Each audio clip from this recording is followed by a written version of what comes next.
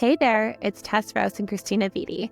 We're the co-hosts of Authentically Wild, a podcast that's here to shake up how you see life, relationships, and your healing journey. This isn't your typical feel-good chatter. We're diving headfirst into the raw, real, and transformative conversations that can change everything you thought you knew about yourself and the life you're currently living. Pulling back the curtain on our day-to-day lives, talking about relationships, parenthood, personal growth, trauma, and spirituality. Both of us have transitioned from lives that felt stuck and inauthentic to discovering a way of living that's raw, honest, and deeply healing. The breakthroughs that we've had, they've been wild. And they're exactly why this podcast exists. We knew we couldn't keep these conversations to ourselves. So if you felt lost, stuck, or like there's something more out there for you, this is your sign. It's in the hardest, messiest seasons of life that we discover our truest selves. But here's the thing, the choice to dig in, that's all yours, baby. So buckle up, because shit's about to get wild. Hi everyone, Tess here from Authentically Wild, coming at you with a solo episode today. This one is entitled Autoimmune SOS, What Doctors Won't Tell You. So super honored and excited to be sharing this episode. We have similar ones on our podcast about meeting your body's dis-ease. But this one in particular, we're going to dive into autoimmune specifically, which is something that I have struggled with in my life. So if you are struggling with an autoimmune condition, or someone that you love or know is, things like Crohn's, lupus, IBS, MS, rheumatoid arthritis, there's many, many more. You or they may feel like they have tried everything. Doctors, medications, restrictive diets, but they still haven't found real healing. What if the missing piece wasn't just physical, but actually emotional? So in today's episode, you can expect a deep dive into autoimmune basics, why traditional treatments often fall short, and how emotional healing transformed my own journey and could be the missing piece for yourself. So by the end of this episode, you'll be able to walk away with real action steps towards starting your own healing journey beyond just managing your symptoms. All right, let's dive in. So, if you are listening and you're just curious and you're not actually living with autoimmune, you might be like, well, what is that exactly? So in very simplified terms, autoimmune disease is when your immune system mistakenly attacks your body's own cells. So when that happens, it's beginning to attack healthy cells. Normally, the immune system would defend against harmful pathogens like bacteria and viruses. But in autoimmune conditions, it loses its ability to distinguish between the self and the non-self, what belongs to the self, those healthy cells, and what is a foreign invader. And so some of the common symptoms that can come from autoimmune, depending on what you have, are immune system malfunction, where this immune system produces those autoantibodies that mistakenly target healthy tissues instead of pathogens. Chronic inflammation. Inflammation, I would say, is a key symptom of a majority of autoimmune conditions. And that is an attack on self-tissues, which triggers an inflammatory response, which causes a lot of pain, swelling, as well as tissue damage. And that can not just happen, I think a lot of people think inflammation in the joints, but actually within like organs and tissues themselves. So even for someone who may struggle with IBS or celiac disease or Crohn's disease, an actual inflammation of your lining of your intestinal tract. Also tissue and organ damage. So over time, that constant attack on the immune system leads to dysfunction in affected pathogens and organs and your systems. And then disrupted communication. So immune cells overreact or underreact, lending to different symptoms like fatigue, hormonal imbalances, neurological issues. Really, the list goes on and on and on. So as we talked about, some of the common types are Crohn's, lupus, IBS, MS, rheumatoid arthritis, and many, many others. If you have friends or loved ones, or you yourself, probably some of the common symptoms that you hear about when people have autoimmune are fatigue, which can be very debilitating. So imagine that your immune system is constantly fighting a cold. So that's almost what autoimmune is. The immune system is constantly working. And that takes a lot of energy away from other, functions that we want on a daily basis. joint pain, muscle aches, skin rashes, lots of digestive issues, bloating, diarrhea, constipation, brain fog, difficulty concentrating, numbness, tingling in the extremities, unexplained weight changes, fever, or frequent infections. So again, your immune system is in overdrive, so it's overworking, so it actually doesn't have the energy to fight off other things that come in. But also typically the medical system treats us with immunosuppressants, which actually knocks out our immune system. And that is why then you just get sick with a bunch of other things as well. So that's a lot on the physical symptoms, the science of autoimmune. It can look very different for each person depending on what their diagnosis is, how severe it is, how they're treating it, what their daily health and lifestyle look like. But what I want to talk to you about today is not just the mainstream science of autoimmune, but what typically is missing for a lot of people. And this is a lived and deeply layered experience for myself. And spoiler alert, I was diagnosed with Crohn's disease at 14. I lived, or I should say I suffered with it for 18 years until I healed it naturally myself. And I have been well off autoimmune suppressants for well over 3 years now with 0 flare-ups. And I hope to just continue in that way. And so by the end of this episode, I'm going to tell you exactly how I did that in hopes that it can help you on your healing journey. But one of the first pieces that I discovered on my healing journey, not necessarily to cure my autoimmune disease, but just on my personal growth journey, was the understanding of our emotional wounds and how our emotional experience is so tied to our physical experience, right? Just take a minute here and think about when you're stressed, when you're panicked, like I'm sure for anyone where police lights have gone off when they're driving, you instantly get that spark of adrenaline. You think you're in trouble, even though like you're not speeding. So there is a direct connection, right, between our external environment, our emotional experience, and then our physical body. Just like an animal can get startled in the wild and then they are ready to go. There are endorphins and adrenaline running through them. So to think that we go ahead and treat our disease or our chronic condition like autoimmune without thinking how our emotional experience is impacting our physical body kind of seems a bit crazy, doesn't it? But I would bet majority of those listening and their doctors don't sit down to say, tell me about your childhood, tell me about your marriage, tell me about your work-life balance, all of those things. And so one of the first people that I discovered when I began my personal growth journey was Gabor Mate. And he has done so much work, especially within the realm of addiction, but he also has done and published quite a bit of research on autoimmune and how that is linked to childhood trauma. And so trigger warning for anyone else who maybe isn't ready to dive into that or consider that, but that is a big component of what today's episode is about. And so his belief is that autoimmune is not just a physical or a genetic issue. Those can definitely be predispositions that people are given based on their genealogy and all of those pieces, but actually deeply linked to emotional pain. And so stress, unresolved trauma. He argues that the body and the mind are inseparable.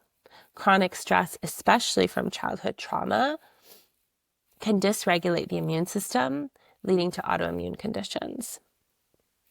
And it has been scientifically proven that autoimmune disease is often found in people with repressed emotions, especially with those who have learned to suppress their own needs, so people pleasers, etc. So we're going to come back to that in just a minute, but I'm sure for anyone listening that has autoimmune or knows someone that has, the way that typically the mainstream medical approach to treat these is immunosuppressants. So steroids, biologics, and those are amazing. And I'm so thankful that on my road to diagnosis, when I was suffering with unbearable stomach pain, that these medications were available to me, because absolutely they do the job at suppressing the symptoms of those so that you can live a relatively normal life. The limitations, however, are that there are a number of side effects. Majority of these are immunosuppressant drugs, which basically, if an autoimmune condition is the immune system attacking itself, it basically just shuts off the immune system. So it will stop attacking itself. We'll just shut it off. But then that also exposes you to a number of other illnesses, ailments, and symptoms because of that.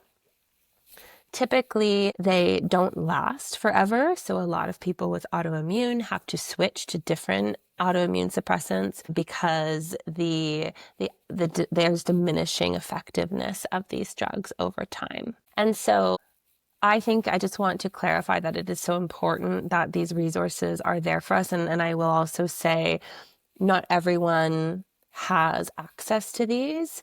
I'm so thankful I live in Canada where, we have a very good medical system. I'm pretty sure that my biologic, when I was on it, was running upwards of $50,000 a year. And so if I didn't have medical coverage, there's no way my family could have afforded that. So, there's also a lot of questions there about, the affordability of only treating medical conditions with things like immune suppressant drugs. That being said, I'm so thankful. I'm thankful for the team that I had. So just to give a little bit of background on my story with my Crohn's diagnosis and my struggle, I won't get into it. There's lots of other episodes on this piece, but I had undergone, I would say, a number of adverse child events, so ACEs, as they're referred to, in the form of physical abuse from my biological mother, as well as, I'm sure, some lack of nurturing and all of those pieces that I think a lot of us suffer with, especially being kids of like the 80s and 90s. So there was constant dysregulation in my nervous system. Much of my life was spent in fight or flight or freeze.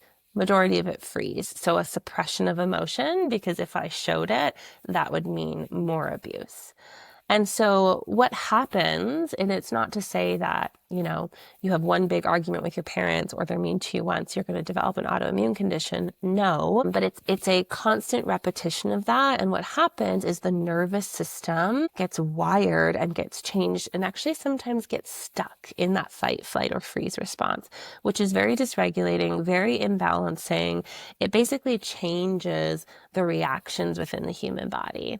And done over a decade or a number of years, has tremendous effects on the body, not just emotionally. So at 12, during obviously my childhood, I began developing swelling in a number of my joints, specifically my knee, where I couldn't straighten my leg fully, which meant I was walking on crutches. Side note, I remember telling my biological mom this, and she called me a hypochondriac and to walk on. So just to give you an aspect of what I was dealing with. Luckily, my dad took me to a doctor. They didn't know really what to call it. They thought, water on the knee, whatever it was. They drained it and injected it with cortisone, which is a steroid. Sure enough, that worked. Within 12 hours, I was fully walking like it had never happened. But this began to perpetuate itself over the following months where different joints would swell. The knee would get swollen again. You can only have cortisone injected into a joint so many times before it begins to have some pretty profound lasting effects on the tissues within that joint. So it's not something you can do over and over again.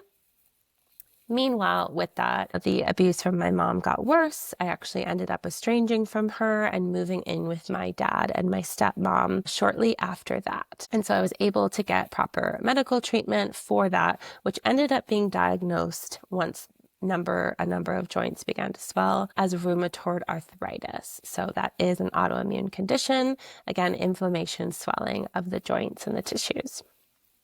I was put on a number of different medications for that until it came under control. However, shortly after moving in with them, I began to get some pretty severe stomach pain in my lower abdomen.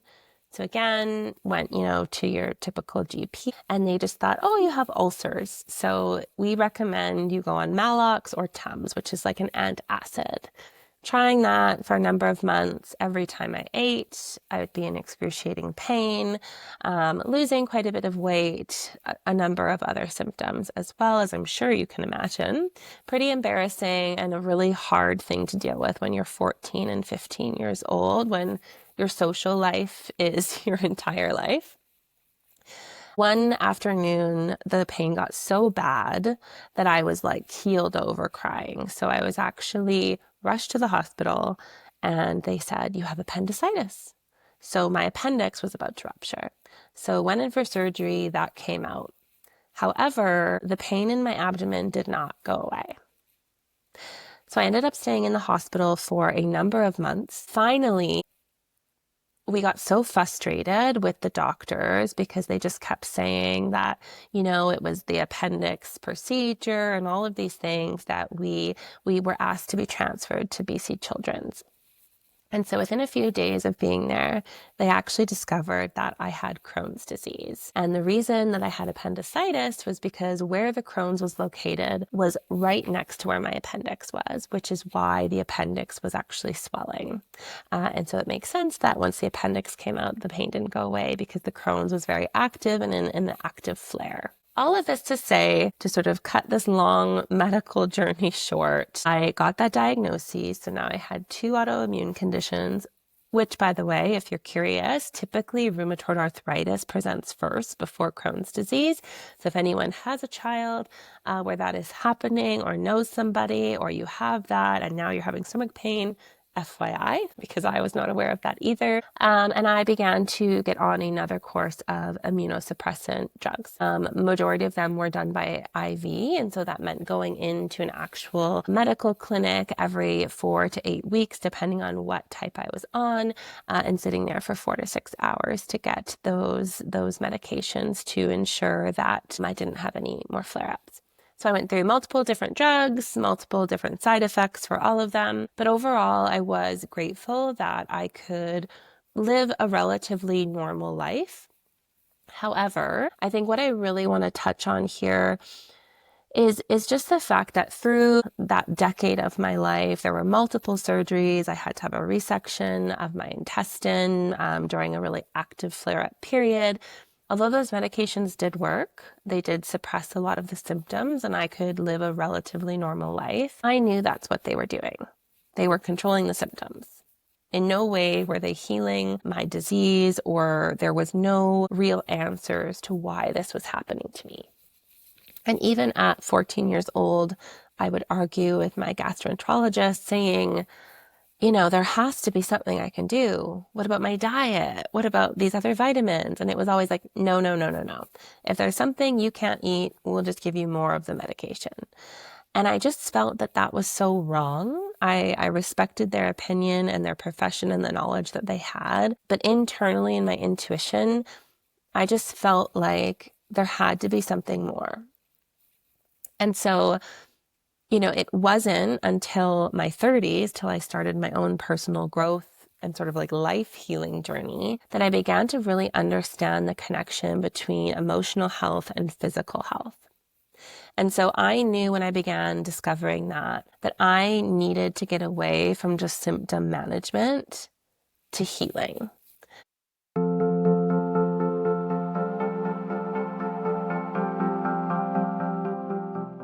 Hi, my friends. We're going to pause here for a moment and just let you know if you're needing deeper support on the journey, some of the ways that you can work with us. Hey, thanks for listening. It's Tess here. I know life's challenges can feel overwhelming, but through breathwork, there is a way to find clarity, release those stored emotions, and feel more at peace. I offer one-to-one group and online sessions, and I'm excited to share my upcoming digital breathwork audios, perfect for when you need support on the go or in your own time. So if this speaks to you, visit my website, tessrouse.com, or connect with me on socials at @her_earth. Let's breathe through it together.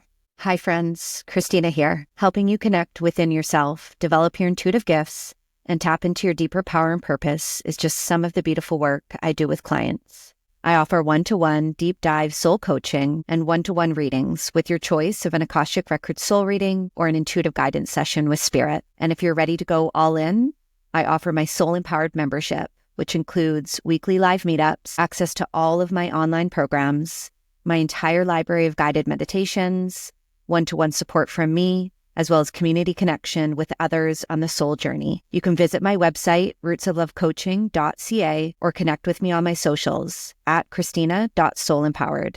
I can't wait to support you deeper on your path. And now, back to the episode.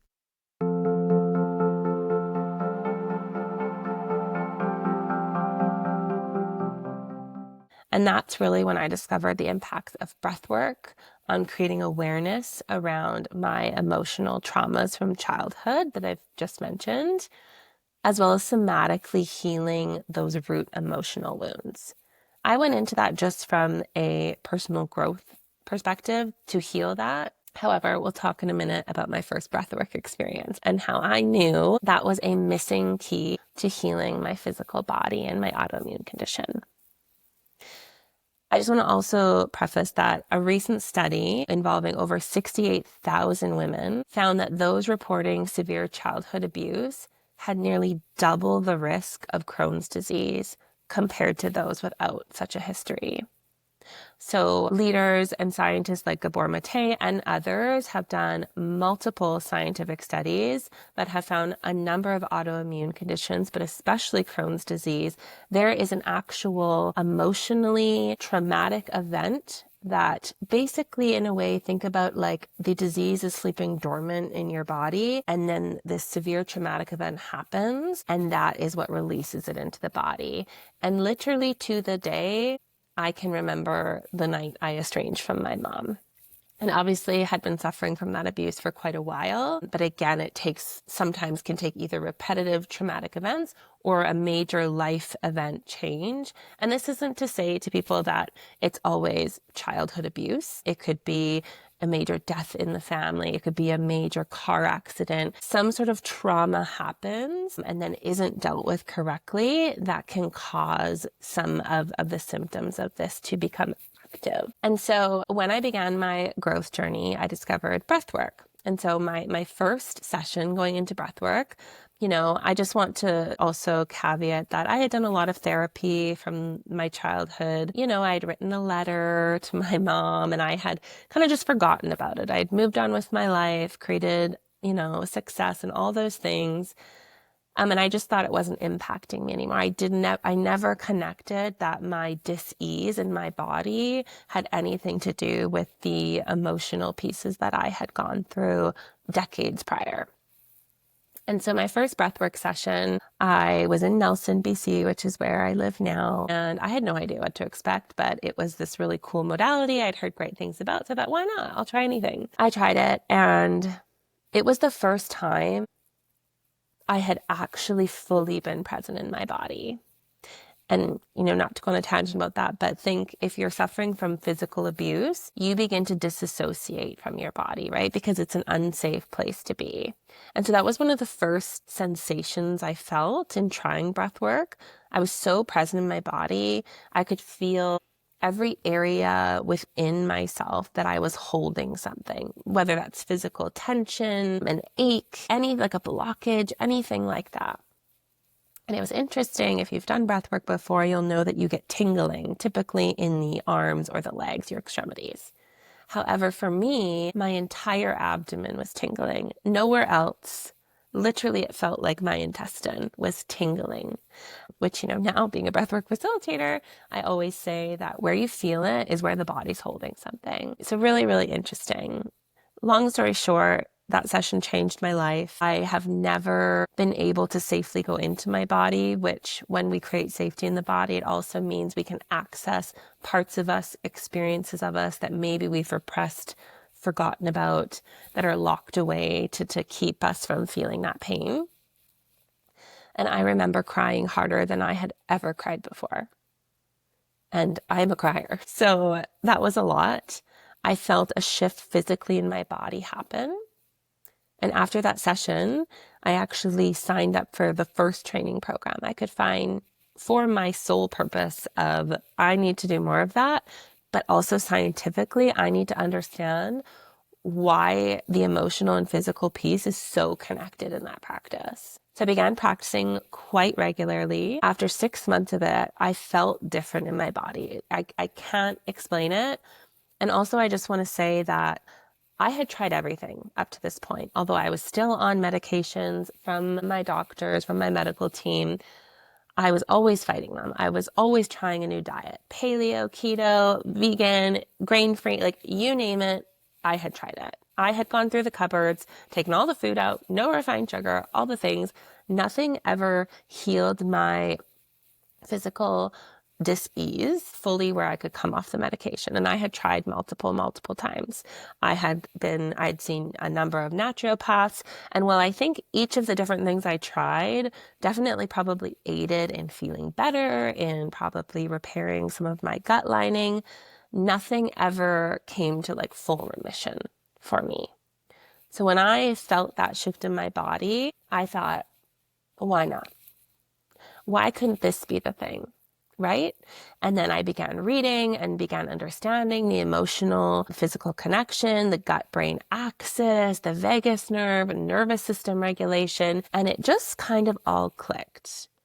But it was also astounding that I had been dismissed so many times just about nutrition, vitamins. No one had ever asked me, by the way, how was your childhood? How's your stress levels? It was just wild to me.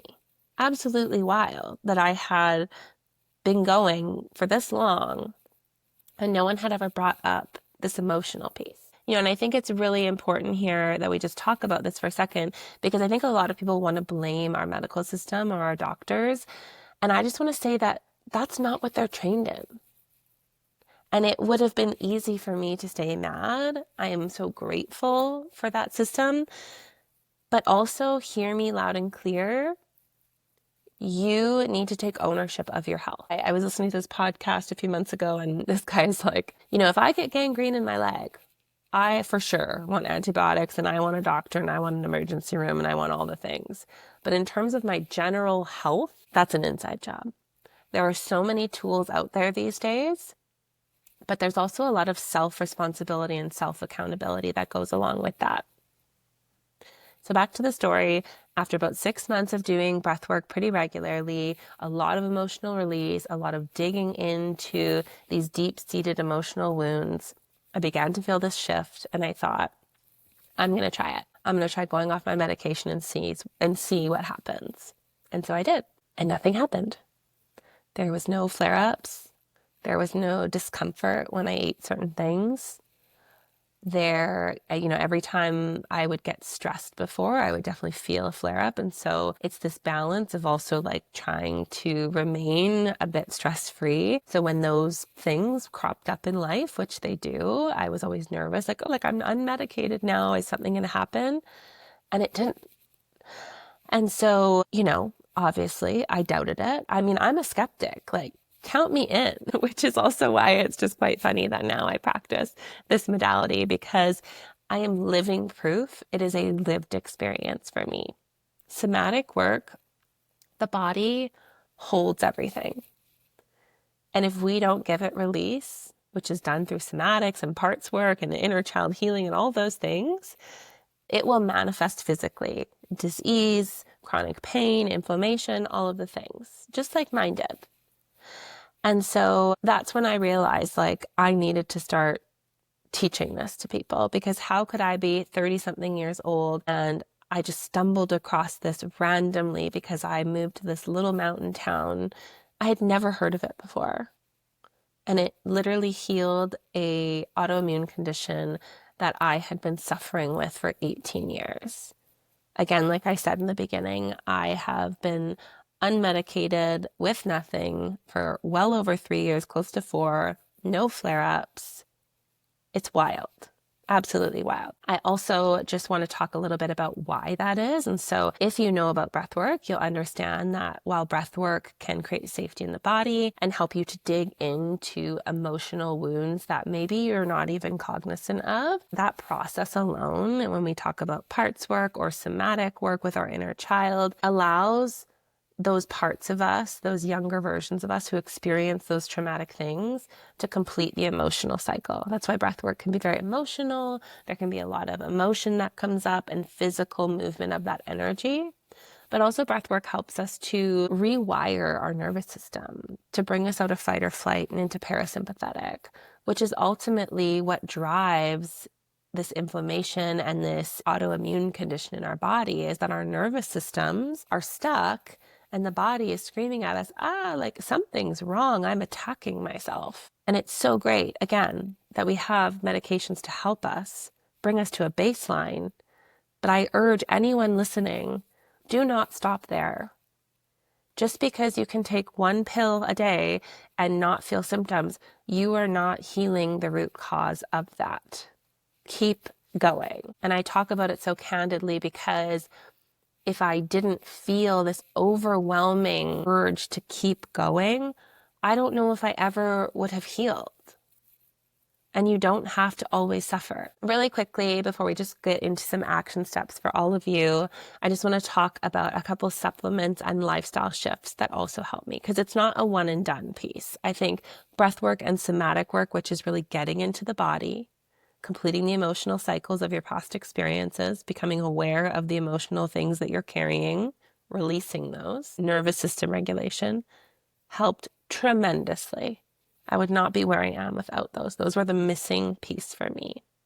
Some other things that I have done as well to support the healing of my gut lining and my immune system. And I just want to give a disclaimer. Obviously, consult your own healthcare practitioner. Depending on what medications you're on, you don't want to see a conflict in medications. This is just what's worked for my body for healing my gut lining and supporting my immune condition. So the first is glutamine, which was recommended to me by my naturopath, which is super essential for gut healing. So it strengthens the intestinal lining, reduces things like leaky gut, a key trigger for autoimmune flare-ups. The second is NAC. I'm not even going to try to pronounce the scientific drug name for that, but it's a powerful antioxidant. It boosts glutathione, reduces oxidative stress, and helps regulate an overactive immune system. That one was key. Berberine, which is an anti-inflammatory and antimicrobial, supports gut microbiome balance, reduces blood sugar spikes, and helps regulate immune overactivity. I think you can all see the pattern here. Plant enzymes, so aids in digestion, reduces gut inflammation, and prevents food-related immune reactions by breaking down the proteins more efficiently.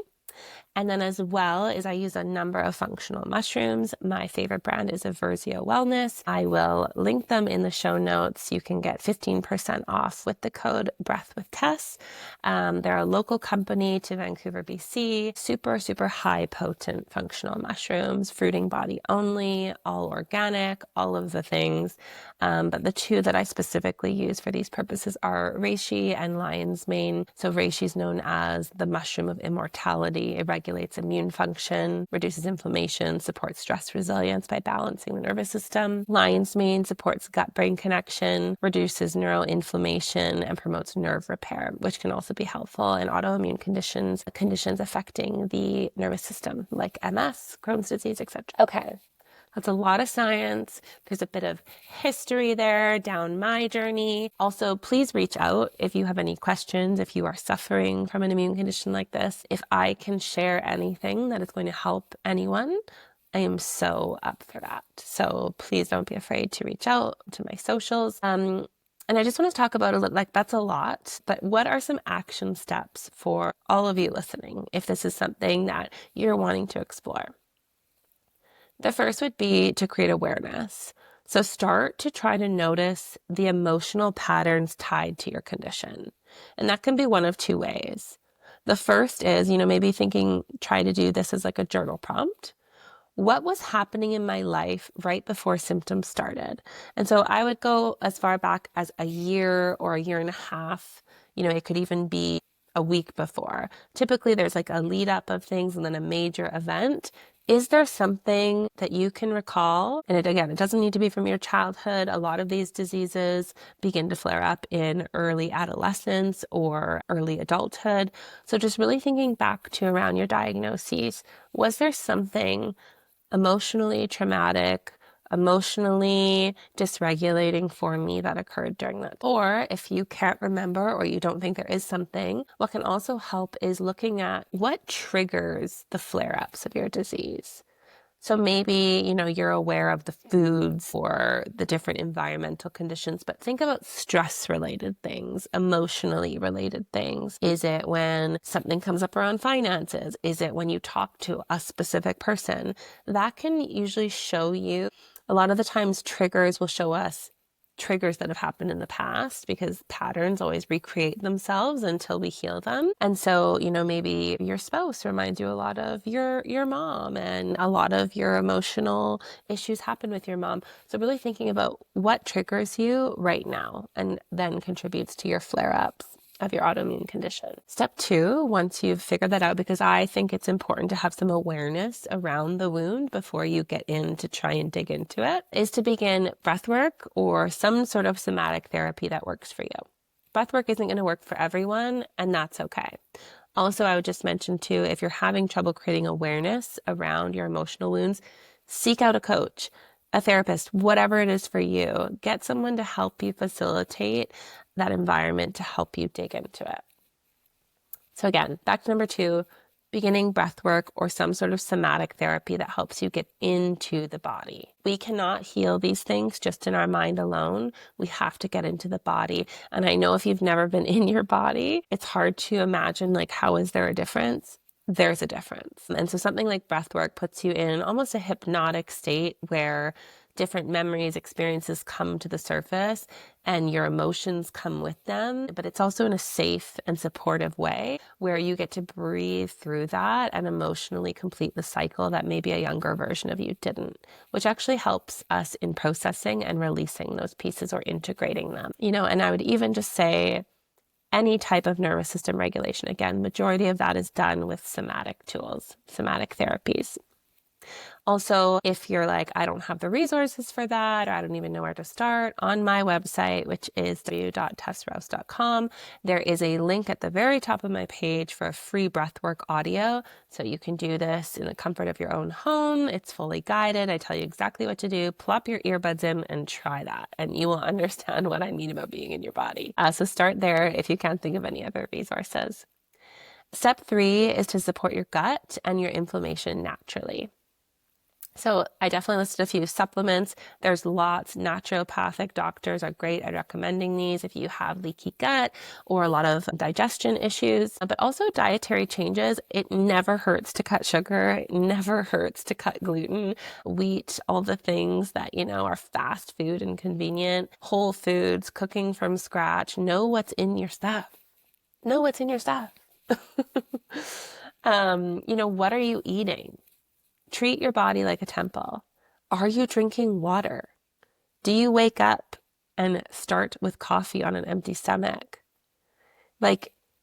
We cannot be ignorant to how we treat our bodies. They hold so much. And hey, I'm not saying I don't have a treat once in a while or I don't get out of my practices here and there. But for the most part, we have to honor our bodies if we want them to heal, especially in those first few months if you are actively trying to heal an autoimmune condition. And last step that I would just say is advocate for your own healing. And so maybe you, like me, have been in similar situations with your medical team where you are arguing and you feel dismissed and shot down. I'm going to say this. No one knows your body better than you do. So if something feels wrong, if you feel like there's something more, know that no one else knows that better than you, no matter what degree, etc. And I just want to put on the record, my gastroenterologist graduated from Harvard Medical School and teaches at one of the top leading universities in BC for other gastroenterologists. So he's a smart cookie. But he never helped me heal my disease. He helped manage my symptoms. And so whether that's advocating to your medical team or don't just solely rely on your doctor. They can only give advice and know so much. There are so many other holistic approaches that can help to support what your medical team is telling you until you're ready to see if you can heal this on your own. Listen to your body. So closing thoughts, no matter what you have been through, no matter what you have been told, healing is possible. Your body is not broken. It's responding to deeper imbalances. And when you address those, you can start to shift things. I'm going to repeat that. Your body is not broken. Healing is possible. Thank you all so much for listening. Please reach out. Please try the free breath work. Please reach out to any other holistic practitioner you feel might help you dig into your emotional wounds, because trust me, they affect your physical health. That is a true and lived experience for me. Feel free to follow me on Instagram or TikTok. I post a lot about autoimmune on there, breathwork, all of the things. Thank you so much for listening to this episode. Please share it. Send it to someone who needs it. Write us a review. We can only keep doing the work as big as it is shared. So the more it's shared, the more we can impact all of those who need to hear what we're talking about on this podcast. Thanks, everyone. Have a great day.